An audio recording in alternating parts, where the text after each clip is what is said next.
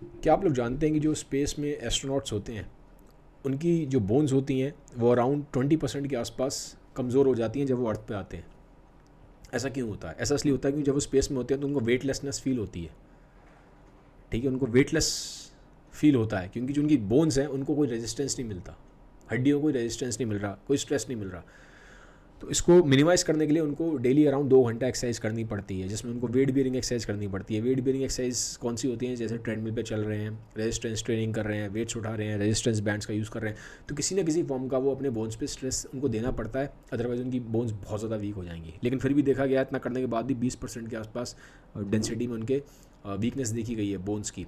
अर्थ पे आने के बाद कई बार महीनों और कई बार सालों लग जाते हैं उनको अपनी बोन डेंसिटी को वापस रिकवर करने में। अब ये बातें मैं आपको क्यों बता रहा हूँ? मैं इसलिए बता रहा हूँ कि जो इन जनरल अगर आप आज की डेट में भी देखोगे, ऑब्वियसली हम वेटलेस एनवायरनमेंट में तो नहीं रह रहे, हम स्पेस पे तो नहीं है, हम अर्थ पे हैं, ग्रेविटी हम पे काम कर रही है, लेकिन हम अगर बहुत ज़्यादा जब सेडेंटरी रहते हैं, हम पूरे दिन अगर हम बैठे हुए हैं, अगर हम पूरे दिन हम लेटे हुए हैं, हम किसी भी तरह का कोई भी हम अपने बोन्स को रेजिस्टेंस नहीं दे रहे, और बोन्स आपकी लिविंग टिश्यू है, बोन जिंदा है, लिविंग टिश्यू है। ठीक है, बोन्स कॉन्स्टेंटली आपकी बनती हैं और टूटती हैं, बनती हैं टूटती हैं। तो अगर आप उसको रेजिस्टेंस नहीं देंगे, एक एडिक्वेट अमाउंट ऑफ स्ट्रेस नहीं देंगे, तो ये धीरे धीरे वीक होती जाएंगी। तो आपको क्या करना है बोन्स की हेल्थ के लिए? क्या करना है? तो पहले सबसे मैं चीज़ बोलूँगा, डाइट का अपना बहुत ध्यान रखो। विटामिन डी बहुत इंपॉर्टेंट है, कैल्शियम बहुत इंपॉर्टेंट है। विटामिन डी मिलता है हमें धूप से, अगर आप धूप नहीं लेते तो आपको विटामिन डी का सप्लीमेंट लेना चाहिए डॉक्टर से पूछ के। आपको डेयरी प्रोडक्ट्स लेने चाहिए। ठीक है, इसका ध्यान बहुत ज़रूरी है, इंपॉर्टेंट है डाइट में रखना। प्रोटीन का बहुत इंपॉर्टेंट है, प्रोटीन आपकी बोन्स की स्ट्रेंथ के लिए इंपॉर्टेंट है, तो डाइट का बहुत ध्यान रखो अपने। सेकंड में वेट बियरिंग एक्सरसाइज करना बहुत ज़रूरी है। आप डाइट कितनी भी अच्छी खा लीजिए, आप कितना भी कैल्शियम ले लीजिए, प्रोटीन ले लीजिए, विटामिन डी ले लीजिए, लेकिन आप सफिशिएंट अमाउंट ऑफ स्ट्रेस नहीं डालेंगे बोन्स पे, तो बोन्स वीक हो जाएंगी, वो होनी ही है वीक। अब वेट बियरिंग एक्सरसाइज कौन सी होती हैं? जो मैं आपको बोल रहा हूँ, वेट बियरिंग एक्सरसाइज में होता है जहाँ पे आपके बॉडी को अपना वजन उठाना पड़ता है, जैसे कि चलना, ट्रेडमिल, रनिंग। साइकिलिंग नहीं है, साइकिलिंग वेट बियरिंग एक्सरसाइज नहीं है, स्विमिंग वेट बियरिंग एक्सरसाइज नहीं है। जहाँ पे बॉडी आप खड़े हुए हैं, जहाँ पे मतलब जहाँ वेट आ रहा है, वो वेट बियरिंग एक्सरसाइज है। चलना हो सकता है, डांसिंग हो सकता है, आपका रनिंग हो सकता है, लेकिन रेजिस्टेंस ट्रेनिंग करना भी बहुत ज़रूरी है, बहुत ज़रूरी है ये तो, क्योंकि सब कार्डियो वाली एक्टिविटीज़ हैं।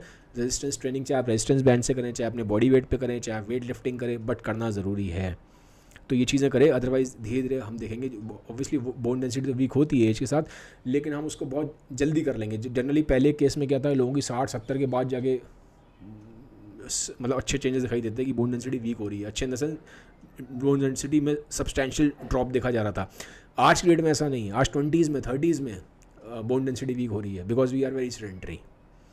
तो हमें ये करनी ज़रूरी है, और बहुत लंबे टाइम तक सेडेंटरी मत रहिए कंटिन्यूसली। अगर आप आधा एक घंटा बैठते हैं तो फिर उसका 5 मिनट मूव करिए। ठीक है, हर एक घंटे बैठने के बाद आपको 5 मिनट मूव करना बहुत बहुत ज़रूरी है, और साथ ही साथ एक्सरसाइजेस करना भी ज़रूरी है, वेट बियरिंग और resistance training. Otherwise bone density हमारी टाइम से पहले वीक हो जाएगी।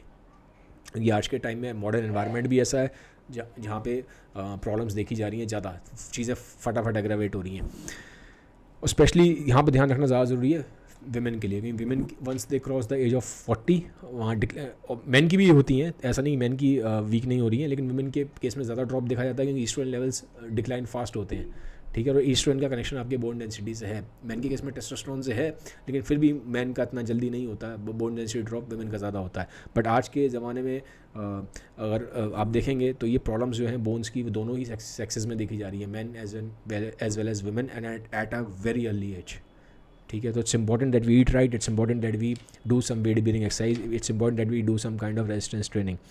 थर्ड में बोलूँगा, stay away from smoking and excess of alcohol. इन चीज़ों से दूर रहिए। स्मोकिंग बहुत ज़्यादा बोन्स पे इफेक्ट डालती है, एक्सेस ऑफ एल्कोहल बोन्स को वीक करता है।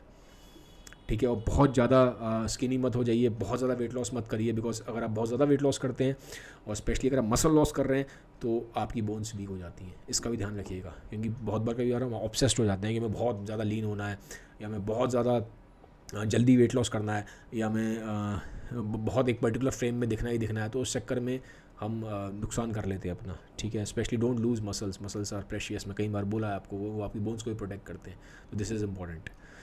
तो ये था वीडियो, हल्का सा मैंने बोन हेल्थ के ऊपर बनाया। अगर वीडियो ठीक लगा तो काइंडली से शेयर ज़रूर कर दीजिएगा। Have a nice day, bye bye, take care.